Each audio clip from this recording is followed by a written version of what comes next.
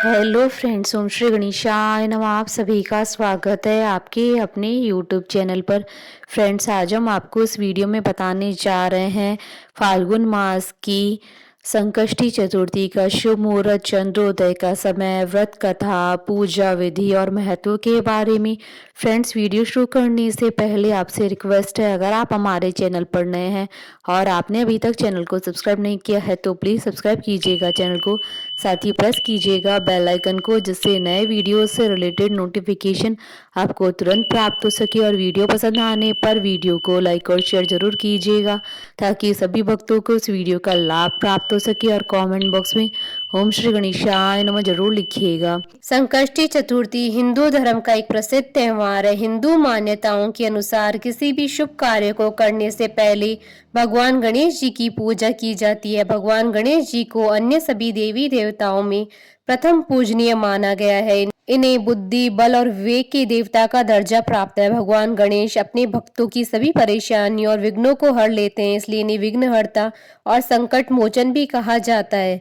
संकष्टी चतुर्थी का अर्थ होता है संकट को हरने वाली चतुर्थी। संकष्टी संस्कृत भाषा से लिया गया एक शब्द है जिसका अर्थ होता है कठिन समय से मुक्ति पाना।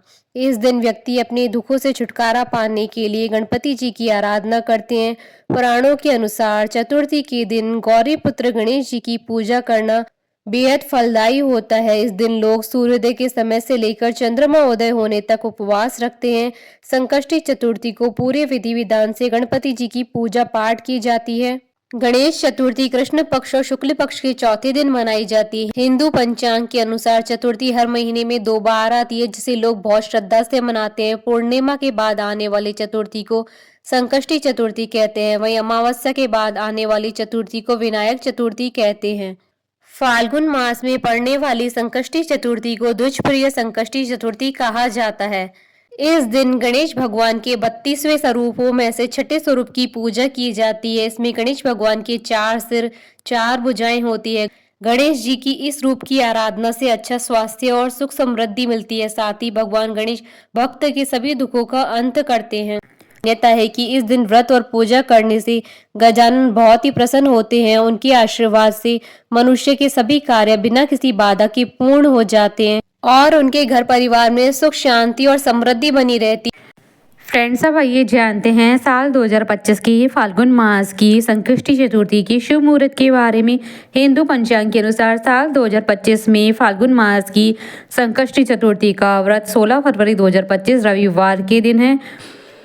फाल्गुन कृष्ण चतुर्थी तिथि प्रारंभ होगी 15 फरवरी 2025 को रात्रि 11:52 पर और फाल्गुन कृष्ण चतुर्थी तिथि का समापन होगा 16 फरवरी की रात्रि यानी 17 फरवरी की सुबह 2:15 पर और चंद्रोदय का समय रहेगा 16 फरवरी 2025 को रात्रि 9:39 पर। इस दिन सर्वार्थ सिद्धि योग और अमृत सिद्धि योग का शुभ संयोग भी बन रहा है। सर्वार्थ सिद्धि योग और अमृत सिद्धि योग का प्रारंभ होगा 16 फरवरी 2025 को सुबह 6:59 से अगले दिन 17 फरवरी 2025 को सुबह 4:31 तक।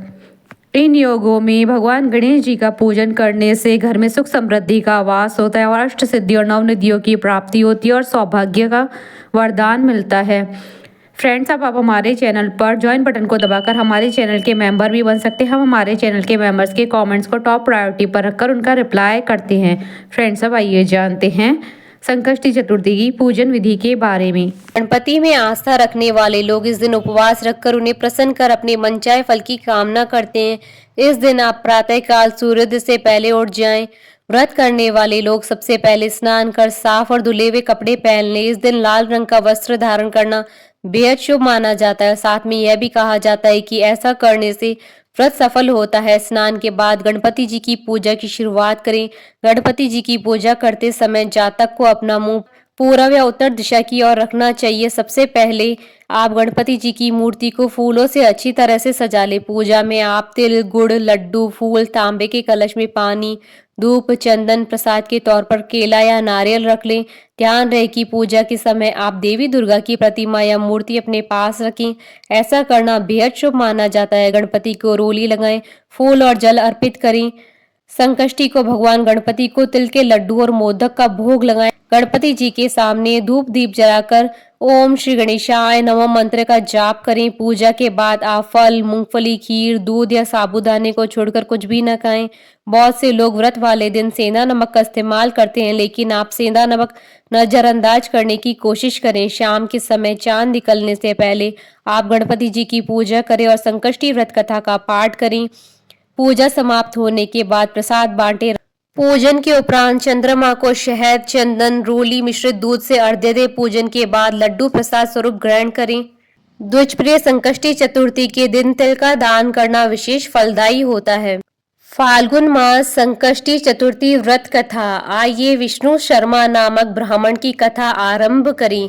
देवी पार्वती जी पूछती हैं, हे लंबोदर, फाल्गुन कृष्ण चतुर्थी को गणपति जी की पूजा अर्चना कैसे करनी चाहिए? इस महीने में गणेश जी का पूजन किस नाम से होता है और आहार में क्या लेना चाहिए? श्री गणेश जी कहते हैं, हे माते, फाल्गुन चतुर्थी को हिडिंब नाम से श्री गणेश जी की पूजा करनी चाहिए। पूजा का विधान पहले कही गई विधि के अनुसार है। इस दिन खीर में कनेर का पुष्प मिलाकर गुलाब बांस की लकड़ी से हवन करना चाहिए। विद्वानों के मतानुसार भोजन में घृत और चीनी लें। इस बारे में पहले समय की एक कथा सुनाता हूँ। जैसा कि युधिष्ठिर के प्रश्न के उत्तर में श्री कृष्ण जी ने कहा था कि सतयुग में युवनाश्व नाम के एक राजा हुए थे। वे बहुत उदार, धर्मात्मा और देवताओं एवं ब्राह्मणों की पूजा करने वाले थे।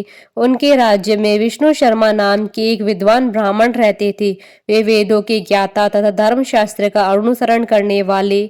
उनके 7 पुत्र हुए। वे सब धनी थे, लेकिन आपसी वैमनस्यता की वजह से वे सब अलग रहने लगे। उनके पिता हर एक पुत्र के घर क्रमशः एक एक दिन भोजन करते थे। धीरे धीरे वे वृद्ध होकर दुर्बल भी हो गए थे।